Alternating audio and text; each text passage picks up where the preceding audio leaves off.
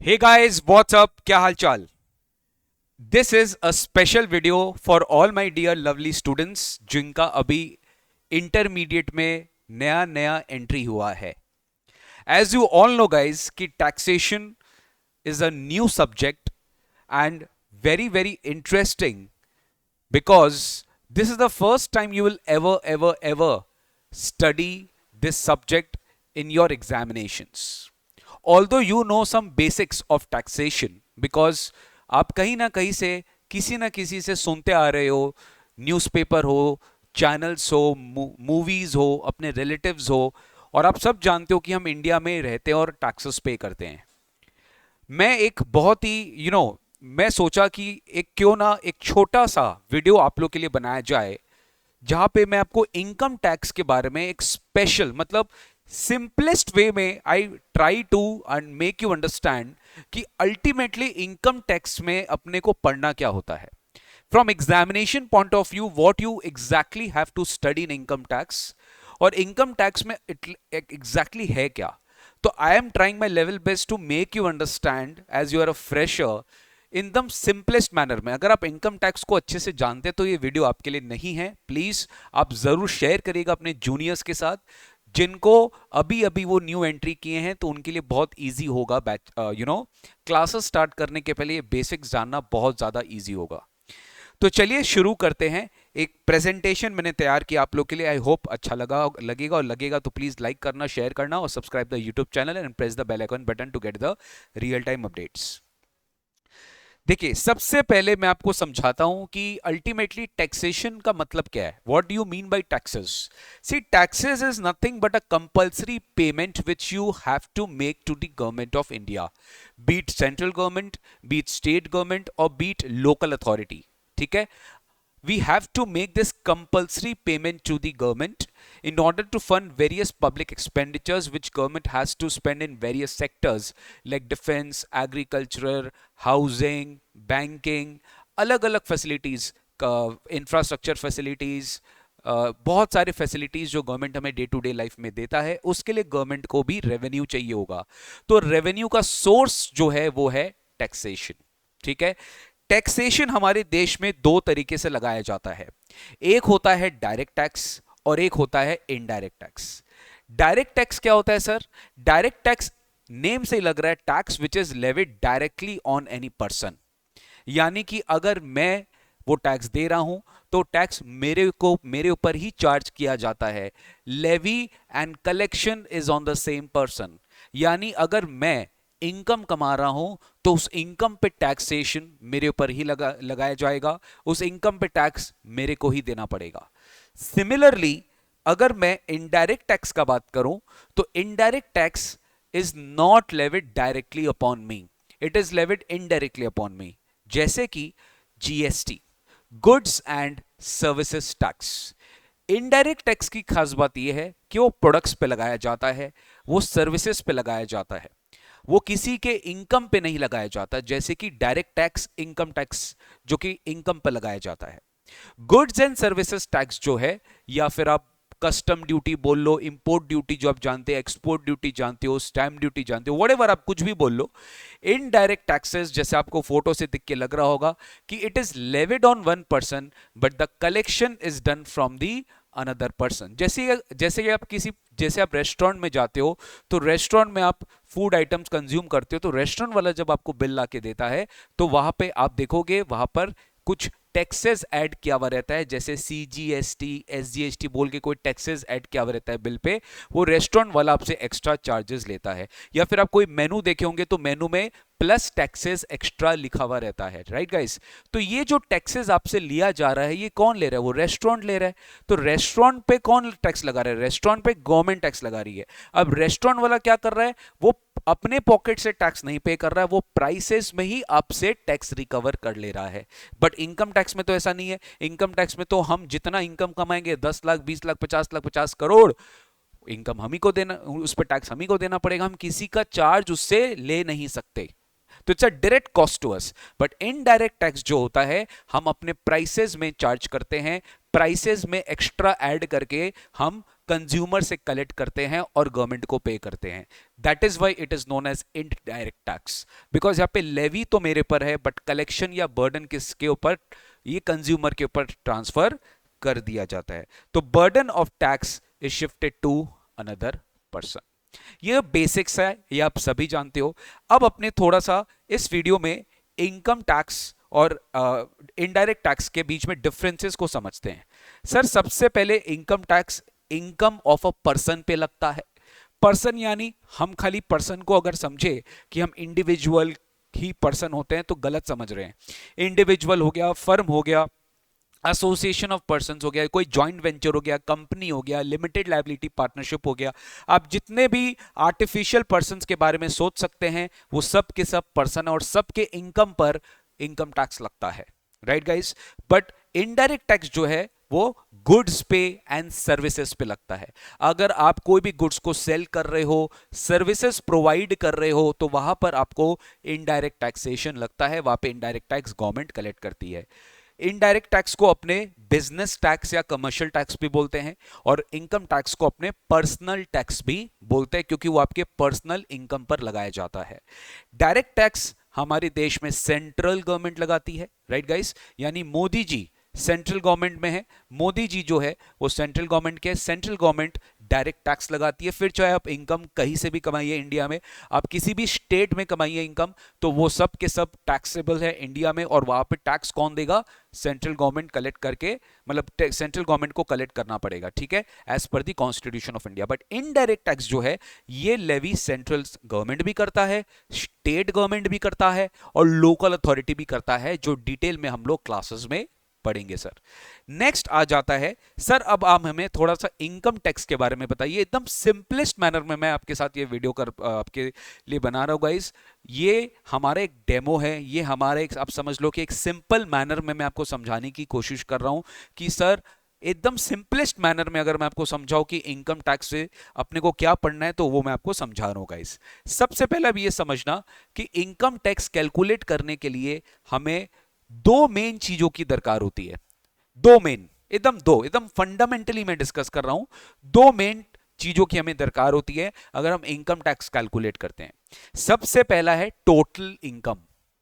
हमें उस पर्सन का टोटल इनकम निकालना होता है। हमें उस पर्सन का टोटल इनकम निकालना होता है। टोटल इनकम पे हमें टैक्स देना होता है। टोटल इनकम पे हमें टैक्स देना होता है। उस टोटल इनकम पे हम टैक्स देते हैं और वो टोटल इनकम जो है आपको कैलकुलेट करना पड़ता है। अब वो कैसे कैलकुलेट होता है वो हम इस वीडियो में डिस्कस करेंगे। टोटल इनकम पे आप टैक्स रेट अप्लाई करते हो। टोटल इनकम चाहिए और दूसरा आपको टैक्स रेट चाहिए। जैसे टैक्स रेट आप सुने होंगे, कंपनी पे 30% टैक्स रेट लगता है, ठीक है। हम जैसे इंडिविजुअल्स पे बेसिक एग्जम्पशन लिमिट दिया हुआ है, जैसे 2.5 लाख तक का स्लैब है, उस 2.5 लाख के बाद नेक्स्ट स्लैब पे 20% है या 5% है, व्हाटएवर, अलग अलग स्लैब रेट्स लगता है हमारे इंडिविजुअल्स के ऊपर। तो सबसे पहले हमें तो टोटल इनकम चाहिए, दूसरा हमें टैक्स रेट्स का स्लैब चाहिए। तो ये दो इंपॉर्टेंट चीजों की आपको रिक्वायरमेंट होती है। तो सर ये टोटल इनकम हम कैसे कैलकुलेट करते हैं? टोटल इनकम कैलकुलेट करने के लिए आपको दो और चीजों की रिक्वायरमेंट होती है। जैसे पहला है ग्रॉस टोटल इनकम, और ग्रॉस टोटल इनकम में से हमें कुछ डिडक्शंस मिलता है। डिडक्शन समझ गए? कुछ माइनस होता है आपका। माइनस क्या होता है वो हम डिस्कस करेंगे। जैसे कि आपका कुछ LIC प्रीमियम आपने पे किया, मेडिकल इंश्योरेंस प्रीमियम पे किया, ठीक है। आपका कोई PPF है, आपने कोई फिक्स डिपॉजिट कराया, आपने कहीं इन्वेस्टमेंट किया, ठीक है, आपने कहीं मेडिक्लेम किया, आपने किसी को डोनेशन दिया। तो कुछ ऐसे गवर्नमेंट ने लिस्ट बनाकर रखा है कि अगर आप वहां पर कहीं इन्वेस्टमेंट करते हो तो गवर्नमेंट आपको डिडक्शन देती है, ठीक है। और वो डिडक्शन जो है वो आपके ग्रॉस इनकम को कम कर देता है, जिससे आपका टोटल इनकम भी कम हो जाता है। तो ऑब्वियसली कोई भी टैक्स पेयर जो होता है वो ये डिडक्शंस को ज्यादा से ज्यादा लेना चाहता है और टोटल इनकम अपना कम करना चाहता है, सो दैट उसका टैक्स जो है वो फाइनली कम आए।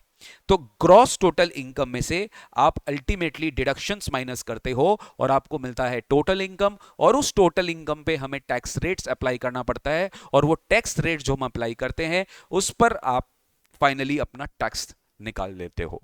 तो सर टोटल इनकम को मल्टीप्लाई करना पड़ता है टैक्स रेट से, और उससे आपको टैक्स लायबिलिटी आता है, इनकम टैक्स आपको उसी तरह से मिलता है। टोटल इनकम मिलता है, ग्रॉस इनकम में से आपको डिडक्शंस माइनस करना पड़ता है और आपको टोटल इनकम आता है। अब नेक्स्ट हमारा डिस्कशन है कि सर ये ग्रॉस इनकम क्या है, how will we calculate this gross income, हमें ग्रॉस इनकम कैसे कैलकुलेट करेंगे। तो sir let me tell you, हम ये ग्रॉस इनकम जो कैलकुलेट करना है इसके हमारे 5 हेड्स है। इसमें हमारे कितने हेड्स है, 5 हेड्स है। इसमें हमारे 5 हेड्स ऑफ इनकम है, अगर आप देख पा रहे हो ठीक से, ठीक है। इसमें हमारे 5 हेड्स है बेटा, 5 हेड्स ऑफ इनकम है हमारा पूरा हेड्स ऑफ इनकम में। इसी का समेशन आपका ग्रॉस इनकम होता है। सबसे पहले सैलरीज, इनकम फ्रॉम सैलरीज जो होता है, इनकम फ्रॉम सैलरीज हमारा ग्रॉस इनकम होता है। इनकम फ्रॉम सैलरीज जब हम कैलकुलेट करते हैं तो हमें सबसे पहले यह समझना है कि ये 5 रास्ता है, these are the only 5 entry points in your gross income. क्योंकि अल्टीमेटली अगर आपका कोई इनकम टोटल इनकम में नहीं जा रहा है तो उस पर टैक्स नहीं लग रहा है, राइट गाइस। क्योंकि अल्टीमेटली टैक्स कैसे निकाला जाता है, total income into tax rate. तो टोटल इनकम कैसे निकाला जाएगा, ग्रॉस इनकम माइनस डिडक्शंस। और ग्रॉस इनकम कैसे निकाला जाएगा, ये 5 हेड्स का टोटल। तो यहां पर पॉइंट ये उठकर आ रहा है कि सर जब हम 5 हेड्स का टोटल करते हैं तो हमें क्या निकलता है, ग्रॉस इनकम। तो आपको ये इंडिविजुअली ये 5 हेड्स निकालना होता है। यही है सब समझ लो main pillar of income tax. Income from salaries, जितने भी इंप्लॉइज हैं हमारे देश में, या जितना भी इंप्लॉई है जो बेसिकली अपने इंप्लॉयर से कुछ भी पेमेंट रिसीव करते हैं, जॉब करते हैं, ठीक है, जॉब करते हैं, जॉब। देखो जॉब करना एक बात हुआ, प्रोफेशनल सर्विस देना एक बात हुआ। एक कंपनी का ऑडिटर उस कंपनी का इंप्लॉय नहीं है। एक कंपनी का डायरेक्टर, डायरेक्टर में भी अलग अलग तरह के डायरेक्टर्स होते हैं, एक होल टाइम डायरेक्टर होता है, एक इंडिपेंडेंट डायरेक्टर होता है।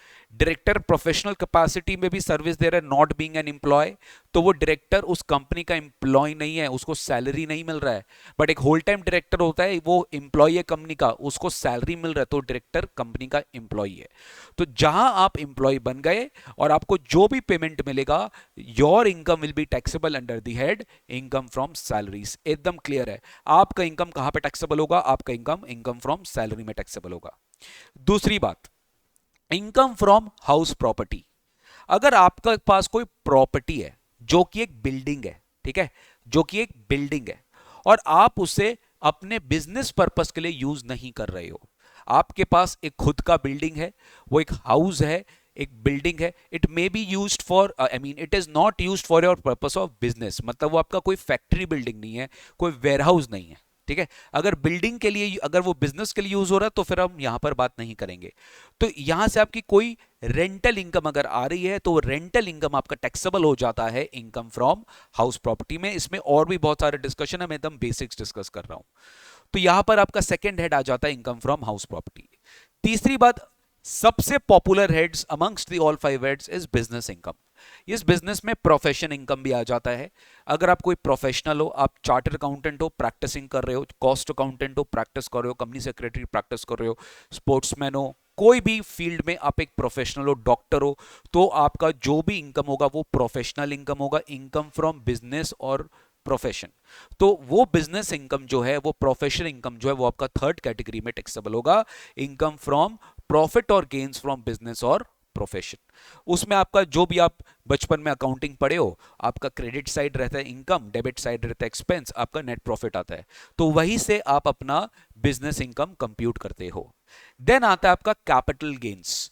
कैपिटल गेन्स नाम से लग रहा है, अगर आपके पास कोई कैपिटल असेट है, जैसे कि आपके पास लैंड है, आपके पास बिल्डिंग है, आपके पास कोई प्रॉपर्टी है, आपके पास शेयर्स है, आपके पास कोई भी इन्वेस्टमेंट्स है, आपके पास कोई भी असेट्स है जिसको आपने सेल ऑफ किया, ठीक है, जिसको आपने क्या किया, सेल ऑफ किया, ऑब्वियसली वो आपका बिजनेस नहीं है। अगर मान लो मेरा प्रॉपर्टी बेचने का बिजनेस है तो उसका इनकम मेरा पीजीबीपी में टैक्सेबल होगा। लेकिन अगर मेरा वो बिजनेस नहीं है, मेरा बिजनेस है कैप, मेरा बिजनेस कुछ अदर है, मैं साइड में ये एक्टिविटी कर रहा हूं कि मैंने कोई एसेट सेल किया, तो that is my capital gains. उससे जो मेरा इनकम आएगा, या लॉस भी आ सकता है, मैंने लो वैल्यू पे बेचा तो वो कैपिटल गेन्स में जाएगा। बचा कुचा जितना भी बच गया, जिसका कोई भी नहीं है उसका है अदर सोर्सेस। जितना भी बच गया जिसका कोई भी नहीं है उसका है other sources, income from other sources. जैसे कि बैंक से इंटरेस्ट आना, डिविडेंड इनकम आना, कोई गिफ्ट आपको मिलना। आपको पता है इनकम टैक्स इंडिया में, आई मीन इंडिया में इनकम टैक्स जो लगता है वो गिफ्ट इनकम पे भी लगता है। अगर हम एनुअली किसी से भी 50,000 से ज्यादा गिफ्ट ले लिए ना, तो हमें मतलब 50,000 से ओवरऑल हम अगर हम गिफ्ट ले लिए एक्सेस, तो हमारा पूरा गिफ्ट इनकम टैक्सेबल हो जाएगा इनकम फ्रॉम अदर सोर्सेज में। तो बचा कोचा हुआ जो इनकम है, जो ना सैलरी है, ना हाउस प्रॉपर्टी है, ना बिजनेस इनकम है, ना कैपिटल गेन्स है, this will automatically be taxable under the head income from other sources. Trust me, मुझे इनकम टैक्स पढ़ाने में कम से कम 60% टाइम लगेगा इस 5 चैप्टर्स को पढ़ाने में। कम से कम 60% वेटेज है इस 5 चैप्टर्स का। अगर आप इसको कर लिए तो आप समझ लो आपका फाइनल तक का तैयारी हो रहा है, ठीक है। तो be very careful that you have to be so honest in your preparation that you need to study very very hard for this guys, ठीक है। 5 हेड्स का समेशन आपको मिलेगा ग्रॉस टोटल इनकम, और इससे आप क्या माइनस करोगे, डिडक्शंस, जिससे आपको क्या आ जाएगा, टोटल इनकम। टोटल इनकम को आप मल्टीप्लाई करेंगे किससे, वहां पर आ जाएगा टैक्स रेट्स, ठीक है। टैक्स रेट्स मल्टीप्लाई करेंगे और आपको मिल जाएगा total income tax liability. Next I guys, next आपका लास्ट कॉन्सेप्ट जो मैं डिस्कस करना चाहूंगा कि सर इनकम टैक्स में मुझे बताइए, क्या इनकम टैक्स इंडिया में ही लगता है कि इंडिया के बाहर जो लोग रहते हैं उनके ऊपर भी लगता है। तो गाइस इसके लिए अपने को एक सिंपल कॉन्सेप्ट समझना पड़ेगा रेसिडेंशियल स्टेटस का, ठीक है। सी, इनकम टैक्स को मैटर नहीं करता कि आप इंडिया के सिटीजन हो कि इंडिया के सिटीजन नहीं हो, आप इंडिया के बाहर सिटीजन, इंडिया फॉरेन सिटीजन हो कि नहीं हो, इसे मैटर नहीं करता। इनकम टैक्स एक सिंपल कॉन्सेप्ट बोलता है रेसिडेंशियल स्टेटस। इनकम टैक्स बोलता है कि क्या आप इंडिया के रेसिडेंट हो, क्या आप इंडिया के नॉन रेसिडेंट हो। अगर आप इंडिया के रेसिडेंट हो तो कब होंगे रेसिडेंट, इसके कोई कंडीशंस प्रिस्क्राइब किए गए हैं। और अगर आप इंडिया के रेसिडेंट नहीं हो तो आप इंडिया के नॉन रेसिडेंट हो। मतलब इस बात से फर्क पड़ता है कि आपकी इनकम इंडिया में टैक्सेबल है कि नहीं है। Because again you have to understand, दो तरह से सिचुएशंस होता है। कोई भी पर्सन अगर इनकम कमा रहा है वो ग्लोबली कहीं से भी इनकम कमा सकता है। अब वो इंडिया में टैक्सेबल कब होगा, इसके ऊपर भी चर्चा है। टैक्सेबल कब होगा, एग्जेम्प्ट कब होगा, ये दो चीज होता है। एग्जेम्प्ट मतलब नॉन टैक्सेबल, कभी भी एग्जेम्प्ट इनकम पर टैक्स नहीं लगता, और वो एग्जेम्प्ट इनकम आपके ग्रॉस इनकम में इंक्लूड नहीं होता। वो एग्जेम्प्ट इनकम आपके ग्रॉस इनकम पे इंक्लूड नहीं होता।